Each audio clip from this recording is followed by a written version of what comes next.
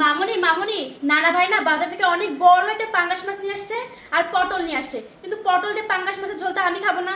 তুমি যেন কি একটা করো না পটল আর পাঙ্গাস মাছ দিয়ে, এই যে একটু ভোনা ভোনা টাইপের, ওটা একটু করে দাও না।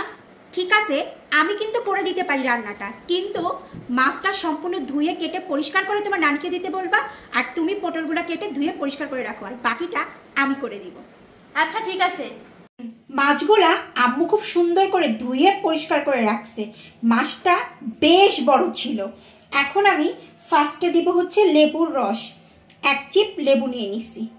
1 চিপ খুব ভালো করে এই রসটা এটার ভিতরে দিয়ে দিব। এবার দিব মরিচের গুঁড়া, এবার দিব হলুদের গুঁড়া, 1/2 চামচ লবণ। খুব ভালো করে আমি এখন মাখাবো। এটা মাখায়ে ঠিক 10 থেকে 15 মিনিটের জন্য ম্যারিনেট করে রাখবো, যাতে মাছের ভিতরে ভালো করে হলুদ লবণের গুঁড়াটা বেশ ভিতর অবধি যায়, কারণ মাছের পিসগুলা বেশ মোটা মোটা।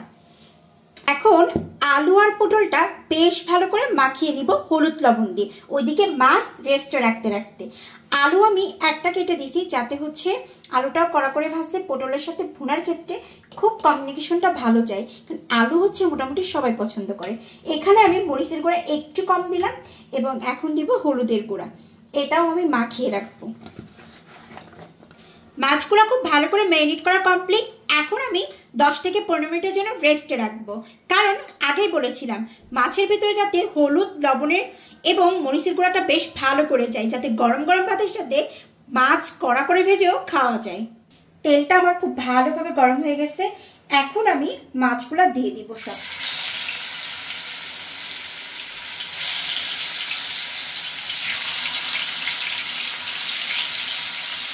মাছগুলো উল্টাই পাল্টাই ভালো করে কড়া করে ভেজে নিচ্ছি। মাছগুলো আমার কড়কড়ি করে ভাজা কমপ্লিট হয়ে গেছে, এখন আমি পটলগুলো ভেজে নিব। পটলগুলো আমি একটু মিডিয়াম আঁচে ভালো করে কড়া করে এপিট ওপিট করে ভেজে নিব।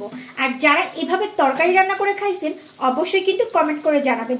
এই তরকারিটা কিন্তু জাস্ট অসাম এবং মজা লাগে, এত পরিমাণে মজা লাগে যে প্লেটে শুধুমাত্র এক তরকারি হলেই ভর পেট ভাত খাওয়া হয়ে যায় দুপুরবেলা।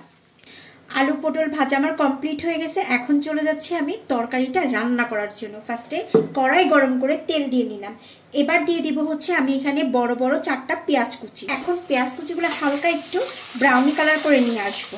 পেঁয়াজটা হালকা হালকা একটু ব্রাউনি কালারের দিকে চলে আসছে, এই পর্যায়ে দিব আমি হচ্ছে রসুন এবং আদা পেস্ট। তারপর দিয়ে দিব হচ্ছে আমি জিরা পেস্ট।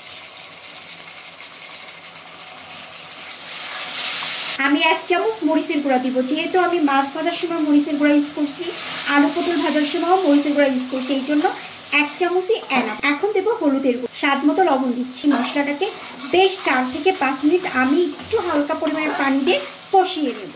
ভালো করে কষানো কমপ্লিট হয়ে গেছে, উপর থেকে তেল ছেড়ে দিছে। এই পর্যায়ে আমি আলু পটল যেটা ভেজে রাখছিলাম সব দিয়ে দিব, দিয়ে ভালো করে মশলাটাকে এর সাথে মিক্স করে কষিয়ে নেব আরও 2 থেকে 3 মিনিট।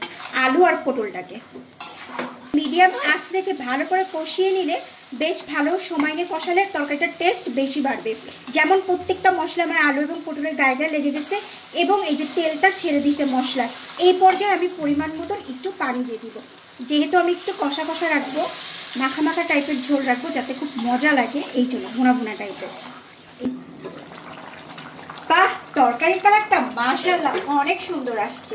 এবং আমি এই পর্যায়ে দিয়ে দিব মাছগুলা, কারণ আলু আর পটল থেকে পানিটা প্রায় বের হয়ে শুকিয়ে আসছে, এবং মাছ দেওয়ার পরে বেশ 4-5 মিনিট জাল করলে পুরো একদম ভুনা ভুনা হয়ে যাবে।